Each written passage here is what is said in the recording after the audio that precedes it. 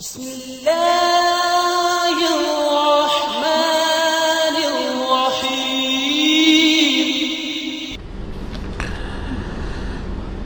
اگلا سوال ہے، ہمارے امام مسجد صاحب کہتے ہیں کہ موبائل فون پر قرآن پڑھنے سے ثواب نہیں ملے گا کیونکہ یہ قرآن نہیں ہے، موبائل ہے۔ ان کو کیسے سمجھائیں؟ میرے بھائی ان کو انجینئرنگ کر کے سمجھائیں۔ آپ یہ دیکھ لیں ہمارے امام مسجدوں کا لیول، وہ کہہ رہے ہیں آپ جو موبائل میں قرآن پڑھ رہے ہیں نا، وہ قرآن تو آپ نے ہاتھ میں نہیں پکڑا ہوا، وہ موبائل پکڑا ہوا ہے۔ آپ دیکھیں کہ یہ لوگ تعلیمی اعتبار سے کتنا پیچھے رہ گئے ہمارے علماء، ٹھیک ہے نا جی۔ اسی موبائل کے اوپر کوئی قرات سنے تو وہ کہ نہیں میں نہیں سنوں گا، چونکہ یہ موبائل میں سے قرات آ رہی ہے امام کی، میں نے نہیں سننی کیونکہ امام تو خود ہے ہی نہیں ہے۔ اے پکی دو انہوں نے لال، ٹھیک ہے نا جی، ٹھیک ہے جی۔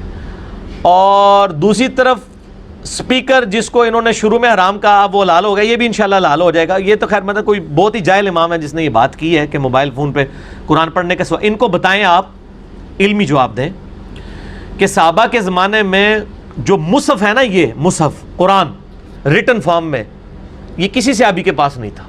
یہ چند ایک نسخے تھے جو آپ علیہ السلام نے لکھوائے تھے، سینکڑوں میں بھی نہیں تھے، درجنوں میں بھی نہیں تھے، 1 درجن سے کم نسخے تھے۔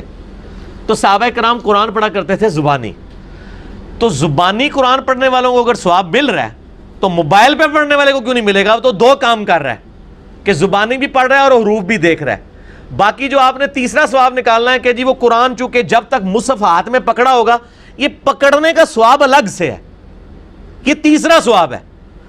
اس کو پکڑ کے رکھیں، یہ ایک ثواب ہے، اس کے الفاظ کو دیکھیں، یہ دوسرا ثواب ہے، اور پڑھنا تیسرا ہے۔ تو 2 ثواب تو مل رہے ہیں ان کو جو موبائل پہ پڑھ رہے ہیں۔ صحابہ کو تو 1 ثواب ملتا تھا، وہ زبانی پڑھتے تھے۔ موبائل پہ پڑھنے والے کو 2 ثواب مل رہے ہیں، وہ دیکھ رہے الفاظ اور پڑھ بھی رہے۔ پکڑنے والا آپ کی نظر میں نہیں ہے نا، چلے ہم وہ مان لیتے ہیں آپ کو خوش کرنے کے لیے، لیکن پھر بھی صحابہ سے زیادہ ثواب مل رہا ہے عام بندے کو، کیونکہ الفاظ دیکھ بھی رہے اور پڑھ بھی رہے۔ اے پھکی جے انجینئرنگ کران گے تواڈے نال، اللہ دے فضل نال ایسی انجینئرنگ ہوئے گی کہ بھول جاؤ گے سب کچھ۔ تو آج کے دور میں جو موبائل سے دیکھ کے پڑھ رہا ہے، اس کو صحابہ کرام جو زبانی پڑھتے تھے اس سے زیادہ ثواب ہے، اگر ان کے وہ لیول اور نیت بھی اس لیول کی ہو، وہ ایک علیحدہ سے بات ہے، اس میں نہیں ہم پڑھ رہے۔ میں اوورآل گنتی کی بات کر رہا ہوں کہ ایک بندہ دیکھ رہا ہے اور ساتھ پڑھ بھی رہا ہے، یہ ڈبل ثواب ہے۔ اور ایک بندہ صرف زبانی پڑھا، صحابہ تو زبانی پڑھتے تھے۔ جامعہ ترمذی میں حدیث ہے مولا علی علیہ السلام سے کہ نبی صلی اللہ علیہ وآلہ وسلم کو حالت جنابت کے علاوہ کوئی اور حالت قرآن پڑھنے سے مانے نہیں ہوتی تھی۔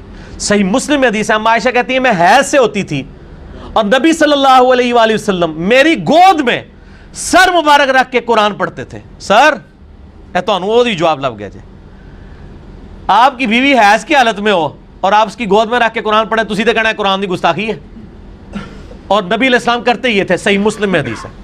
سر ہمارے پاس ایسے جواب ہیں، ایسی ایسی انجینئرنگ ہے کہ سارے انجینئر اور مولوی فیل ہیں، اس لیے کہ انہوں نے جزوی دین لیا ہے، انہوں نے کبھی سوچا نہیں، انہوں نے اپنی عقل استعمال نہیں کی۔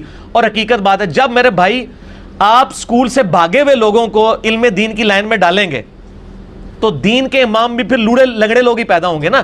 انٹلیکچوئلز لوگ کیا آئے دین کے اندر؟ اس میں ہمارا بھی قصور ہے، کیا ہم نے انٹلیکچوئلز کو دین کی فیلڈ میں ڈالا کہ آج ہمارے امام وہ لوگ بنے جو دینی اور دنیاوی دونوں علم رکھتے ہوں؟ جو بچہ نالائق ہوتا ہے اس کو کہتے ہیں مدرسے میں ڈال دو۔ تو سر پھر جب دین مدرسے میں اس طرح کے لوگ ڈالیں گے تو انہوں نے لائق تو کون نہیں ہو جانا، انہوں نے بعد میں پھر وہی نالائکیاں کرنی اور آپ کو اپنی مرضی کا دین سکھانا ہے۔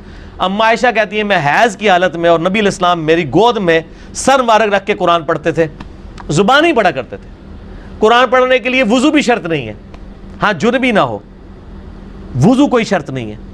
صحیح بخاری میں آتا ہے عبداللہ بن عمر اونٹ پہ بیٹھ کے بغیر وضو کی حالت میں قرآن کی تلاوت کیا کرتے تھے اور پھر سجدہ تلاوت بھی کر لیا کرتے تھے اسی حالت میں۔ تو یہ بالکل ان کا موقف جو ہے وہ اس حوالے سے باطل ہے کہ جی ثواب نہیں ملے گا، ثواب ملے گا انشاءاللہ۔ یہ تو بیسیکلی سازش ہے نا قرآن سے دور کرنے کی، کیونکہ موبائل کی وجہ سے ان کا ایک بڑا مسئلہ خراب ہو گیا نا۔ انہوں نے ایک جعلی مسئلہ بنایا تھا کہ قرآن کو آپ بغیر وضو کے ہاتھ نہیں لگا سکتے، وہ فیل ہو گیا ان کا۔